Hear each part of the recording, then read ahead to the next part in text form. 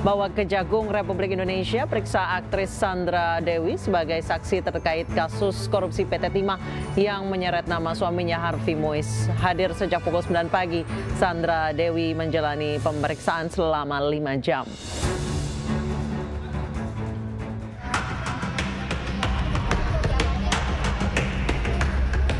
Sandra Dewi memenuhi panggilan Kejagung RI untuk diperiksa sebagai saksi terkait kasus korupsi yang melibatkan suaminya Harvey Mois.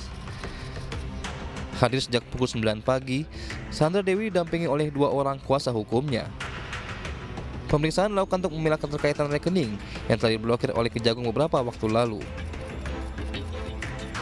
Ya, hari ini kita lakukan pemanggilan terhadap saksi SD dalam rangka untuk meneliti terhadap beberapa rekening yang telah kita blokir tempo hari dalam rangka untuk memilah ya mana yang diduga ada kaitannya dengan tindak pidana yang diduga dilakukan oleh saudara HM dan mana yang tidak terkait, sehingga diharapkan kita tidak melakukan tindakan kesalahan dalam penyitaan, hanya sekedar untuk memilah dan memilih saja ya. Sebelumnya, Kejagung telah menetapkan Helena Lim dan Harvey Mois sebagai tersangka dalam kasus dugaan korupsi PT Timah Tbk. Harvey Mois dan Helena Lim merupakan 2 dari total 16 orang tersangka yang sudah ditetapkan Kejagung RI. Dari Jakarta, Wenda Nura, Muhammad Fakih, iNews melaporkan. Tim penyidik Jampitsus Kejagung telah menetapkan 16 tersangka kasus dugaan korupsi tambang timah ilegal di wilayah izin usaha pertambangan PT Timah tahun 2015-2022. Selain Harvey Mois dan Crazy Rich Pig Helena Lim, para tersangka merupakan pengusaha dan petinggi perusahaan tambang swasta.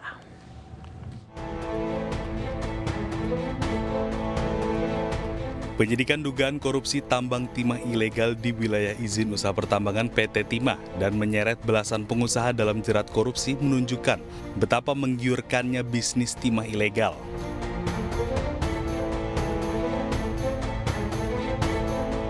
Kejaksaan Agung telah menetapkan 16 tersangka. Harvey Mois, suami aktris Sandra Dewi, merupakan tersangka ke-16. Crazy Rich Pantai Indah Kapuk, Helena Lim lebih dulu ditetapkan tersangka dan ditahan Kejagung. Pada 16 Februari lalu, Jamdipsus Kejagung menetapkan 5 orang tersangka. Mereka adalah Mohtar Riza Fahlevi, Direktur Utama PT Timah 2016-2021, Emil M. Rinda, Direktur Keuangan PT Timah, pengusaha tambang di Pangkalan MB Gunawan dan Suwito Gunawan, serta Direktur Utama CV VIP berinisial Hasan Cihi. Tersangka lainnya adalah Direktur Operasional PT Timah Alwin Albar, serta pihak swasta lainnya yakni Kwang Yung, Robert Indarto, Tamron alias Aon, Ahmad Albani, Suparta, Reza Ardiansyah, Rosalina, dan Tony Tamsil. Kejagung masih terus menelusuri aset 16 tersangka. Akibat korupsi tersebut, nilai kerugian negara mencapai 27 triliun rupiah. Terima kasih Anda masih bersama kami di iNewsroom. Pemirsa, pasca longsor yang terjadi di Jalan Tol Bocimi Rabu malam hingga Kamis siang masih terjadi longsoran. Sebuah mobil minibus yang terperosok masih berada di jurang kedalaman 20 meter dan tengah dievakuasi. Kilometer 64 Tol Parung Kuda. Bahkan sebuah mobil yang terperosok ke dalam longsor terus-menerus merosot dan nyaris tertimbun tanah. 3 orang korban sempat terjebak di longsoran. Korban ditemukan 500 meter dari mobilnya terperosok dan diselamatkan segera dilarikan ke rumah sakit. Hingga Kamis siang, pergerakan tanah masih terjadi di lokasi kejadian. 4 unit alat berat yang diterjunkan untuk memperbaiki longsoran terpaksa berhenti karena dikhawatirkan kembali terjadi longsoran. Minibus yang tadinya terlihat jelas kini nyaris tertimbun tanah. Iya, bergeser ke bawah. Terus yang pertama mah di tengah-tengah. Terus yang barusan lihat lagi udah ada di bawah mobil. Iya, kedengar minta tolong di bawah. Kedengar minta tolong. Terus langsung ditolong sama Kang. Iya. Digendong atau di gimana Kang evakuasinya? Kan orang gemuk tuh. Itu aja nyuruh ada yang petugas jalan tol ini. Arus lalu lintas dari Jakarta menuju Sukabumi dialihkan ke pintu tol Cigombong. Dari Sukabumi, Jawa Barat, Budi Setiawan, iNews melaporkan. Seperti apa kondisi terkini di sana? Kami sudah terhubung dengan Budi Setiawan di Tol Bocimi, Sukabumi, Jawa Barat. Selamat malam Budi, seperti apa kondisi terkini di sana? Apakah sampai saat ini kedua jalur masih ditutup? Ya, selamat malam Anissa. Saat ini kedua jalur dari arah Jakarta menuju Parung Kuda ataupun sebaliknya masih ditutup total.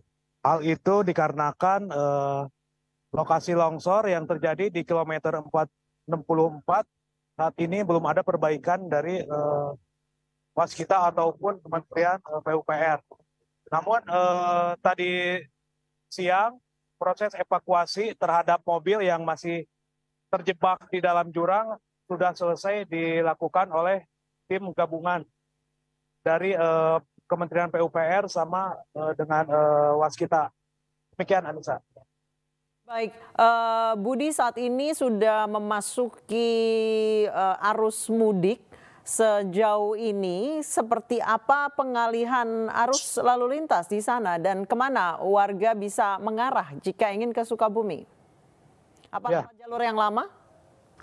Ya, untuk pemudik yang akan melakukan perjalanan ke Sukabumi, jalan tol yang menuju ke Parung Kuda ini sejak kemarin ditutup total.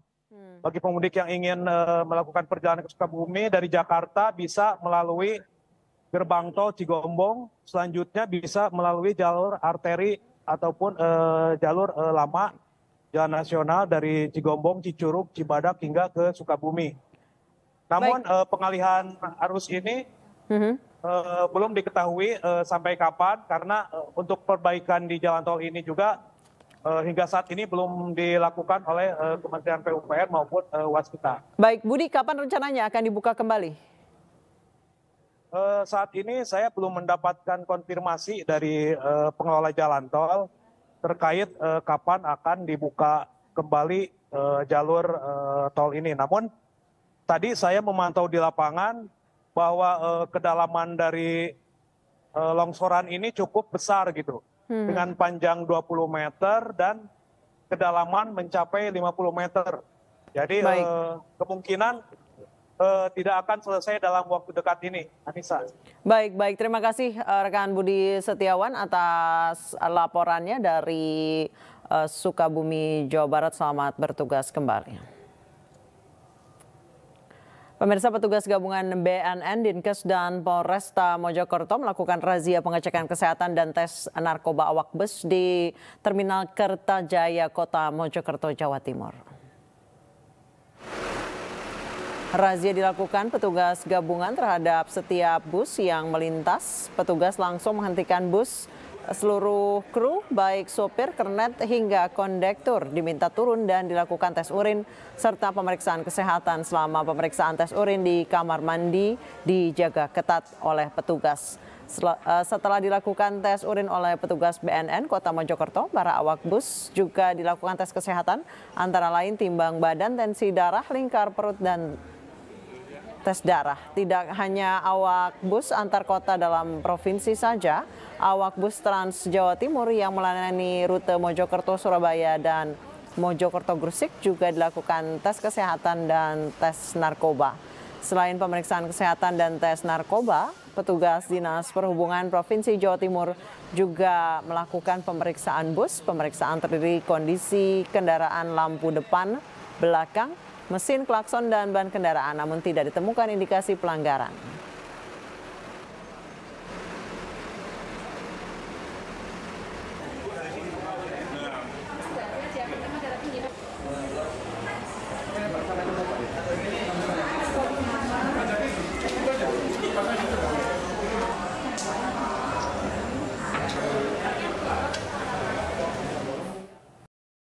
Untuk membahasnya kami telah terhubung dengan Direktur Registrasi dan Identifikasi Korlantas Polri, Brigjen Pol Yusri Yunus, dan Staf Sus Menteri Perhubungan Bidang SDM dan Kehumasan Adita Irawati. Saya ke Pak Yusri dulu. Selamat malam, Pak. Selamat malam, Pak Yusri. Ibu Dita. Selamat malam, Mbak Anissa. Malam, Pak Yusri. Baik, Pak Yusri sudah mendengar kami? Ya, dengar. Alhamdulillah. Baik, Pak Yusri, seperti apa skenario arus mudik dan juga arus balik jika terjadi penumpukan kendaraan, Pak? Terima kasih. Selamat malam, Mbak Anissa. Kita bersama-sama dengan stakeholder ya terkait ya dalam hal ini teman-teman dari perhubungan, dari jasa marga sudah mengeluarkan SKB yang berisi tentang pembatasan angkutan kendaraan khususnya Sumbu 3 ya, yang insya Allah tanggal besok ini sudah kita berlakukan untuk Sumbu 3. Pengecualian untuk sembako, kemudian juga bahan bakar dan lain sebagainya memang sudah kita setiap tahun yang kita laksanakan. Cuman yang memang kita harapkan sekarang ini para pemilik kendaraan supaya mematuhi aturan SKB yang ada karena terkendala sekali kalau memang berjalan. Kemudian ada beberapa rekayasa juga yang kita lakukan, ya, contohnya kontraflow, one way dan pembatasan kendaraan dengan ganjil genap. Termasuk juga ada delaying system ini, itu rekayasa arus lalu lintas yang akan menuju ke pelabuhan, Mbak, dan penyiapan buffer zone ini.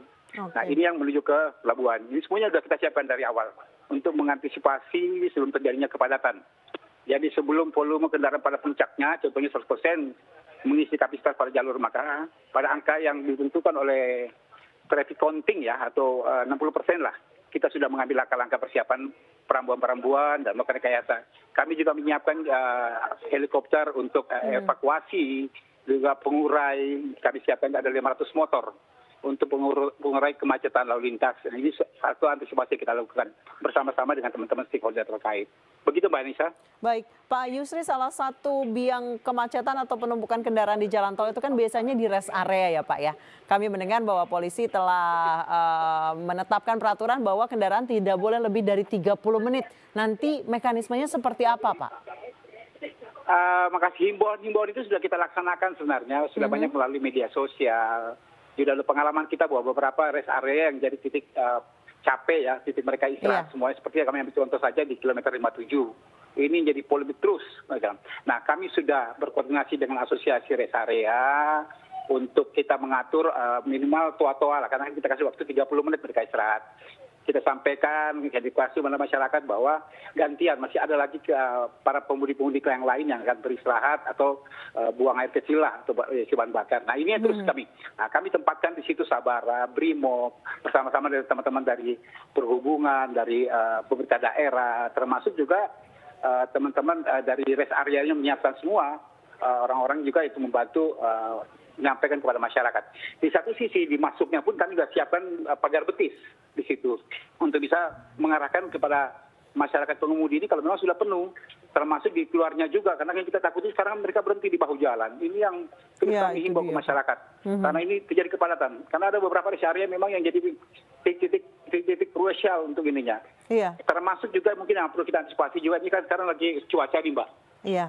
Cuaca ini kami sudah berkoordinasi dengan pemerintah daerah, kemudian kita siapkan juga di situ alat derek, kemudian juga pompa untuk ininya kalau memang terjadi genangan air, bahkan kalau ada longsor segala sudah kita siapkan juga alat berat untuk segera mengantisipasi. Begitu Mbak. Baik, saya ke Ibu Adita. Ibu, tahun ini jumlah masyarakat yang mudik diprediksi naik 50%. Nah dengan momentum mudik lebaran ini, sejauh ini seperti apa kesiapan transportasi untuk arus mudik? Ya, betul sekali Mbak. Angkanya memang meningkat tajam 56% jika dibandingkan tahun lalu ya. Dan tentu ini kita sikapi dengan melakukan koordinasi sejak awal. Tadi Pak Yusri sudah menyampaikan serangkaian persiapan yang itu sekarang ini sudah dalam tahap matang ya. Persiapannya sudah matang dan kita juga sudah siap untuk melayani jutaan pemudik yang sudah mulai bergerak beberapa hari yang lalu. Termasuk juga kita memastikan ya semua operator sudah siap juga dengan prasarana dan sarana yang semuanya sudah diramcek, sudah diinspeksi terkait dengan kelayak operasiannya untuk melayani di masa mudik ini. Selain itu juga tadi salah satu kuncinya memang sosialisasi. Jadi sejak awal kami juga sosialisasikan rencana-rencana terhadap antara lain skema rekayasa lalu lintas, juga pembatasan-pembatasan yang mungkin dilakukan dan semuanya juga kita bekerja sama tentunya dengan stakeholders termasuk operator yang berinteraksi langsung dengan penumpang. Jadi persiapannya insya Allah sudah matang Mbak, dan kami sudah siap, semua petugas di lapangan juga sudah siap untuk melayani. Mudah-mudahan semuanya berjalan lancar. Nah, yang diperlukan supaya mudik aman dan lancar adalah dukungan dari Polri. Pak Yusri, ini apa saja dukungan yang diberikan oleh Polri untuk kelancaran arus mudik tahun ini yang diprediksi naik sampai lebih dari setengahnya, Pak? Ya, Mbak Nisa, 193,6 ini prediksi yang kita inikan. Di tahun lalu 126 juta. Jadi peringkat ini cukup signifikan ya. Nah, ini yang kita menyiapkan personil. Ada 155 ribu personil lebih yang kita turunkan untuk pengamanan operasi ketupat tahun ini. Terus kami siapkan juga 5.784 pos pengamanan, pos pelayanan, pos terpadu yang kita siapkan baik itu di tol, di arteri maupun di tempat-tempat alternatif. Nah, ini kita siapkan semuanya. Kemudian kami siapkan juga posko pengendali. Ini di NTMC, di Command Center, di kilometer 29 ini secara terpadu. Tadi pagi Pak Menteri PMK sudah mengecek langsung ke sana untuk melihat. Kemudian kami juga sudah membangun satu pos Command Center juga di 188, kilometer 188. Nah, heli ambulans standby. Yang ini dalam keadaan emergensi lah. Kemudian yang saya katakan tadi, kita juga menyiapkan tim urai kemacetan, Mbak. Karena kita tahu kadang-kadang kan kalau terjadi stuck kemacetan, kita menuju ke TKP ini agak sulit. Ternyata ya ini yang kami siapkan roda 2 lengkap dengan petugasnya dan juga yang jadi akan jemput bola ya Pak Yusri ya? Ya betul Mbak, seperti ini yang harus cepat kita. Contoh saja seperti tadi pagi terjadi kecelakaan lalu lintas di FTZ di atas itu kemarin tadi pagi. Ini cepat tim urai kami langsung mengantisipasi. Dan alhamdulillah tidak terlalu lama, kemudian sudah bisa terurai kembali, Mbak. Nah ini betul-betul yang kami bersama-sama stakeholder untuk sama-sama kita kan melakukan pelatihan FGD apa semua sudah kita lakukan pelatihan bagaimana kita apabila menghadapi kemacetan yang tiba-tiba mendarat terus kecelakaan tiba-tiba di dalam tol sudah lakukan pelatihan karena kita belajar dari pengalaman tahun-tahun yang kemarin, Mbak. Begitu, Mbak. Baik, saya kembali ke Ibu Adita. Ibu, berapa banyak sarana dan prasarana transportasi untuk melayani masyarakat selama arus mudik Lebaran, Ibu? Mungkin ada armada tambahan untuk transportasi seperti kereta, bus dan juga pesawat dan juga kapal. Ya, kita memang siapkan betul ya secara jumlah ini agar bisa menangkap demand yang tinggi sekali dari masyarakat. Kita bersama stakeholders tentunya para operator ini sudah mempersiapkan khususnya untuk transportasi darat itu sarana bis ya. Bis ini bisa bis umum maupun untuk pariwisata itu lebih dari 30.000 unit bis yang sudah siap untuk melayani. Juga 113 terminal di seluruh Indonesia. Ini terminal yang dilayani langsung oleh Kementerian Perhubungan ya. Sementara di daerah-daerah juga banyak sekali terminal yang nanti akan beroperasi. Selain itu untuk laut, Mbak, kita sudah siapkan lebih dari 213 kapal. Ini kapal yang untuk pelayaran di laut maupun juga untuk penyeberangan ya. Di samping itu juga untuk pesawat, ini satu yang mungkin juga satu penyediaan armada pesawat yang cukup tinggi selama pasca pandemi COVID, itu mencapai 420 unit pesawat. Dan ini untuk menangkap demand yang sangat tinggi ya saat ini terkait dengan penerbangan. Di samping juga ada 51 bandar udara yang nanti akan melayani di seluruh Indonesia. Baik itu yang nanti dikelola oleh BUMN maupun yang dikelola langsung oleh Kementerian Perhubungan ya. Dan juga kapal-kapal perintis khususnya untuk saudara-saudara kita ya yang ada di Kalimantan maupun di Sulawesi. Kita juga sudah siapkan, Mbak, ini ada lebih dari 107 kapal perintis di mana di situ masyarakat bisa menggunakan transportasi ini dengan tarif yang disubsidi oleh pemerintah. Dan juga ada lebih dari 1.200 kapal swasta, tentu bekerja sama dengan para operator kapal ya. Baik. Dan untuk kereta api sendiri, ini ada 615 kereta api antar kota per hari di 192 stasiun. Jadi ini yang sudah kami siapkan, sekali lagi kolaborasi tentunya bersama stakeholders yaitu operator ya, dan juga tentu bersama pemerintah daerah juga untuk melakukan pengawasan. Baik, Ibu, seperti apa sejauh ini antisipasi yang akan dilakukan dengan tingginya mobilitas selama periode mudik, terutama ini jalur tol. Tadi saya sudah membahas dengan Pak Yusri, salah satu yang menjadi sumber atau biang kerok kepadatan di jalan tol adalah rest area. Ini sudah ditetapkan bahwa mobil tidak boleh lebih dari 30 menit beristirahat di rest area.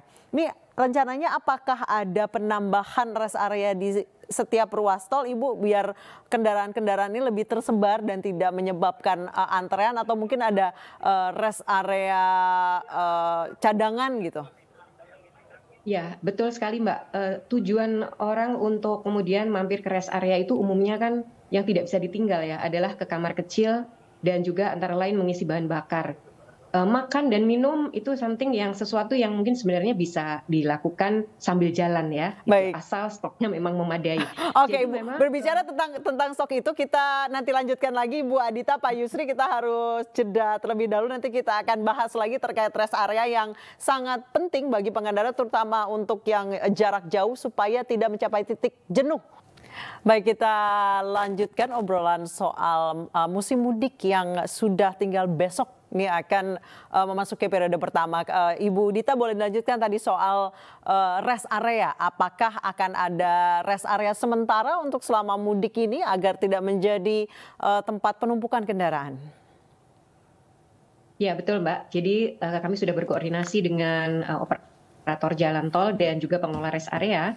Jadi khususnya untuk operator tol Jasa Marga ini kami mendapat informasi sudah mempersiapkan 59 rest area ya. Ini adalah tambahan yang memang diutamakan untuk kendaraan beristirahat dan penumpangnya buang air kecil. Jadi memang sudah disiapkan betul.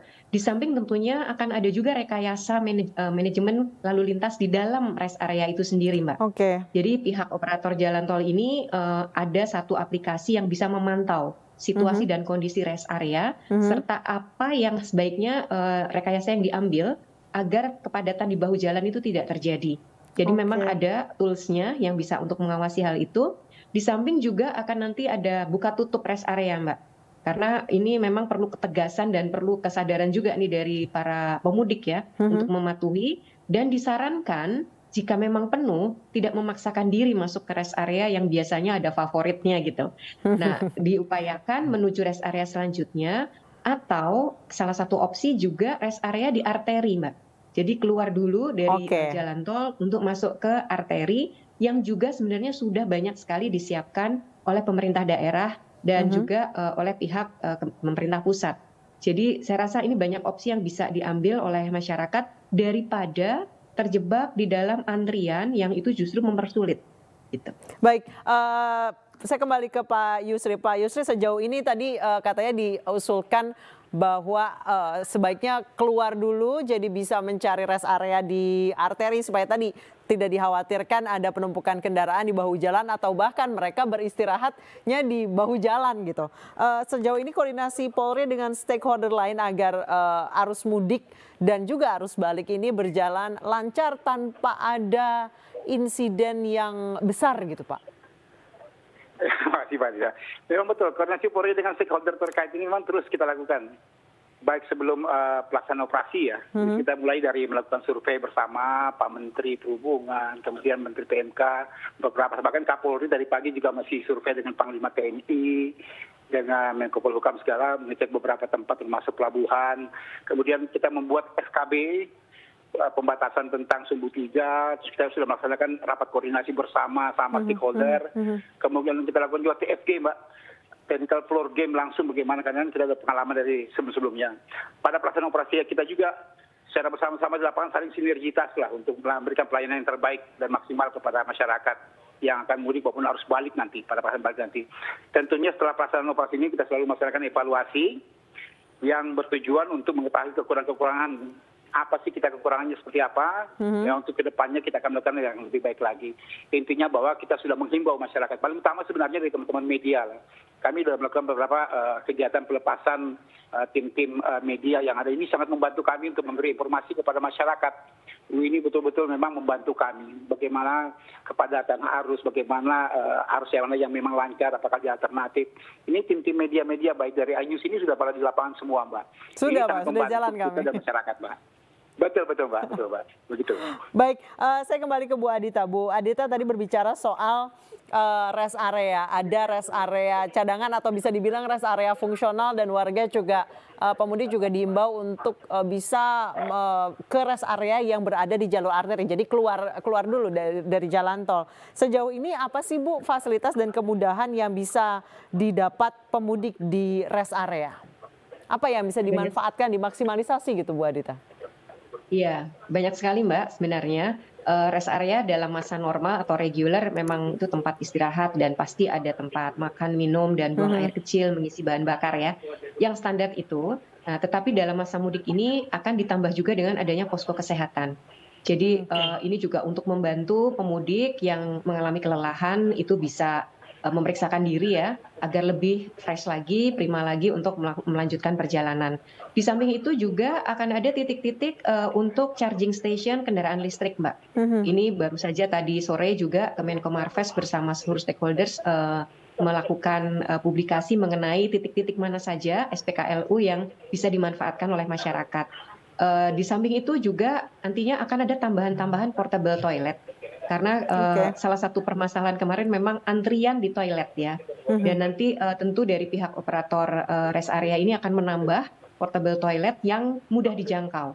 Sehingga ini nanti bisa memberikan layanan ke masyarakat setidaknya untuk hal yang paling mendasar ya, untuk buang air kecil. Ini permasalahan dari tahun ke tahun memang itu yang paling utama yang dicari. Ya. Baik, Ibu Adita, sejauh ini salah satu rest area favorit tadi sudah membahas dengan Pak Yusri adalah kilometer 57 ya tadi Pak Yusri ya Pak, yang menjadi memang titik fatik atau titik lelah para pemudik. Di sekitar kilometer 57 itu apa sudah disiapkan rest area fungsional dengan fasilitas yang mirip-mirip lah Bu Adita dengan kilometer 57 ini? Ya, di sekitar itu mungkin dalam radius beberapa kilo lagi ya Mbak ya. Ini memang kita bersama tentunya pihak dari operator jalan tol dan operator rest area ini memetakan di titik mana saja yang itu kira-kira akan terjadi kepadatan, dan di beberapa radius kilometer di depannya nanti akan ada tambahan fungsional. Jadi ini yang sudah menjadi pertimbangan dari rekan-rekan karena melihat pengalaman juga dari tahun sebelumnya ya. Di rest area favorit itu biasanya kepadatan akan sudah dimulai di kilometer berapa, dan di situ nanti operator jalan tol akan memberikan semacam informasi Mbak mengenai situasi rest area yang di depannya. Jadi intinya bisa mempersiapkan diri di kilometer sebelumnya, tidak mendekati di rest area sehingga memaksakan masuk. Jadi jauh-jauh kilometer sebelumnya sudah ada pengumuman. Penuh gitu ya Bu ya? Di depan seperti apa? Penuh atau masih kondusif atau seperti apa? Jadi bersiap, sehingga juga bersiap juga untuk menambah waktu mungkin ya untuk masuk ke rest area selanjutnya gitu. Baik, itu yang akan dilakukan. Yang penting informasinya selalu terupdate Mbak. Siap Ibu. Saya kembali ke Pak Yusri. Pak Yusri, ada imbauan tidak Pak untuk masyarakat Pak? Singkat saja mungkin nanti Bu Adita boleh ditambahkan singkat saja seperti mungkin jangan lupa saldo e-tolnya selalu terisi. Silakan Pak Yusri. Yang pertama memang pemerintah sudah menghimbau ya, ini khususnya Pak Kapolri juga sudah menyampaikan kemarin, kita tahu memang titik puncak arus mudik ini adalah tanggal 7, 8, 9, walaupun operasi kita sudah mulai besok, kita sudah laksanakan operasi. Ya, yang kita harapkan adalah masyarakat mau kalau bisa berangkat sebelumnya lah, karena kita tahu nanti menumpukan. Jadi berangkatnya lebih awal dan juga pulangnya bisa lebih akhir lagi. Jadi bisa mengatur sendirilah, karena kan banyak informasi yang kita sampaikan melalui media sosial kepada masyarakat, sehingga tidak terjadi stuck nantinya. Itu pertama. Yang kedua, memang kita mengharapkan, kita ini kan perjalanan jauh, batas masyarakat untuk bisa membawa kendaraannya adalah batas 4 jam, itu harus 30 menit. Nah ini yang memang harus dipatuhi betul. Di satu sisi bahwa kendaraan juga harus kendaraan yang sudah layak jalan, ya juga siap. Kalau ini berangkat mudik kan puasa nih Mbak, pasti ngejarnya ke rest area nanti untuk buka puasa. Kalau bisa bawalah makanan memang untuk sambil berbuka puasa, kalau memang nggak sempat atau penuh di rest area, bisa buka puasa di kendaraan sambil berjalan pelan-pelan, sambil mencari rest area. Atau berhenti keluar, kata Pak Dita tadi, keluar aja nggak apa-apa, nanti bayarnya sama kok, kan dihitung kilometer ini. Toh sama ini ya, uang yang dikeluarkan sama, untuk biaya tolnya. Nanti kalau keluar juga ke rest area di luar itu juga sama bayarannya nanti pada saat dia masuk. Jadi nggak akan ada bilang tambahan 2 kali lipat, tidak ada. Itu yang akan ketahui. Baik, Bu Dita singkat saja. Ya Mbak, saya menambahkan tadi yang disampaikan Pak Yusri, Yang penting betul tadi sudah disampaikan juga oleh Mbak Anissa, jangan lupa kartu elektroniknya diisi, saldonya diyakinkan itu sudah cukup ya. Karena salah satu sumber kemacetan adalah adanya masalah ketika melakukan pembayaran. Ya, betul. Itu yang nomor 1. Kemudian yang nomor 2, menambahkan juga selalu pantau informasi karena dinamika di lapangan itu bisa saja terjadi. Jadi pihak kepolisian mungkin sudah merilis juga jadwal mengenai rekayasa, besok sudah akan dimulai tanggal 5. Namun demikian situasi kan sangat tergantung dari kondisi lapangan ya. Kalau ternyata situasinya masih kondusif, bisa saja rekayasanya mungkin tidak diimplementasikan.